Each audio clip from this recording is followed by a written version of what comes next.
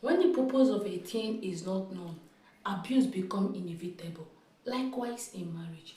Sweetheart, I discovered that there is a lot of issues in marriage as regards to sex, and I know that the reason behind those issues is lack of knowledge as regards to sex in marriage. So, can you please enlighten us a little about the functionality or the purpose of sex in marriage?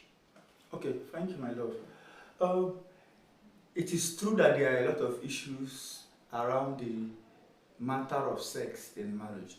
This is because people don't understand the purpose of sex. They think sex is just, yes, sex is a pillar, it's a fundamental pillar of marriage. And as such, people need to understand the purpose that it serves in marriage.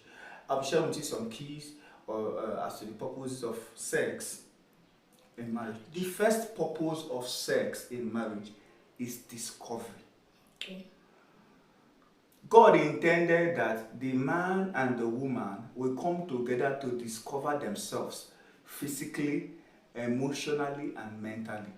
That is why when you come to sex, there is a coming together, there is a discovery physically. You see, you begin to discover the triggers of your partner, to know what pleases your partner. Then mentally, emotionally, there's discovery. You do something, your partner likes it and say yes. You do something, say no. The purpose of sex, the first and fundamental, is to discover your partner, their preferences when it comes to sex. Genesis chapter 4 verse 1, it says Adam knew his wife Eve. Now, the word knew is the past tense of know, and know is derived from knowledge.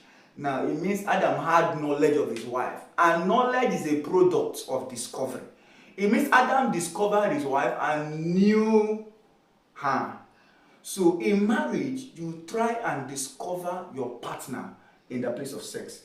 Sex is an instrument for discovering the preferences of your partner. When you discover your partner, you now have intimate knowledge. You are intimate with your partner. You know what they want in the place of intimacy. And then it also brings excitement into your marriage. Whenever your partner thinks of intimacy with you, there's excitement, there is joy. That's number one. Number two is bonding. Okay. Bonding. Number two purpose of sex. The reason why you have sex in marriage is to bond with your partner. The Pharisees asked Jesus a question in Matthew 19 verse 5, and Jesus replied saying, for this purpose a man will leave his father and leave his mother and cleave to the wife. That word cleave means bond with the wife, and they two shall become one. When you have passed the process of discovery, you are now into the process of bonding. That's why you see in the place of sex, the things you cannot say ordinarily. Once you have sex, you are saying it. Some men don't know how to profess love and say I love to their wife, but when they have sex, they are saying I love you, you are so beautiful, you are so sweet. Because they are bonding, they are becoming one. The insecurities of this one, the vulnerabilities of one partner is shed away, and the other partner can access them. They two are coming together to become one. Now you are bonding physically with your bodies, you are bonding emotionally, and you are bonding mentally. Do you not realize that most times in marriage, it is after sex that both partners are able to open up themselves and discuss their fears, their plans, their challenges, what they have. It is because sex has made them to bond, and they feel light, free enough, they feel loved enough, secure enough to share their self with their partner. So the second purpose is that two of you will bond and become one. Jesus said the man will cleave, bond with his wife. The third purpose of sex is procreation. Okay. Some people say giving birth. Giving birth. Now you can give birth to children, that's procreation. But understand that it is not the first purpose. The first purpose was to bond, so that two of you become one. Now understand that the third purpose of sex, procreation, is actually a product of your bonding. When two of you come together, that is when you procreate. When you bond, you create, you give birth. Now you can give birth to children, that's a product of your bonding, that's procreation, the third purpose. And sometimes it must not necessarily be children that you are giving birth to. You can give birth to businesses in the place of bonding. Okay. You can give birth to ideas.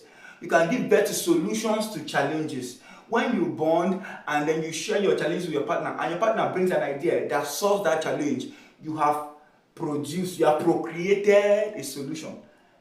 You have bettered a solution. So it's not just children. Children are a part of procreation, but you're talking of you have rewards. Procreation is like the reward of bonding.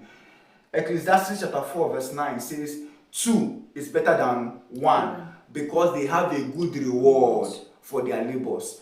2 is better than 1. Now, 2 of them have bonded and they have a reward. That reward is procreation. So when you discover your partner, you bond with your partner, then you give birth to procreate. That's what makes your marriage colorful. Your children, your successes, the challenges you've overcome, the businesses you've built, the fame you've built, the things you've done together, the rewards you have achieved together. That's procreation.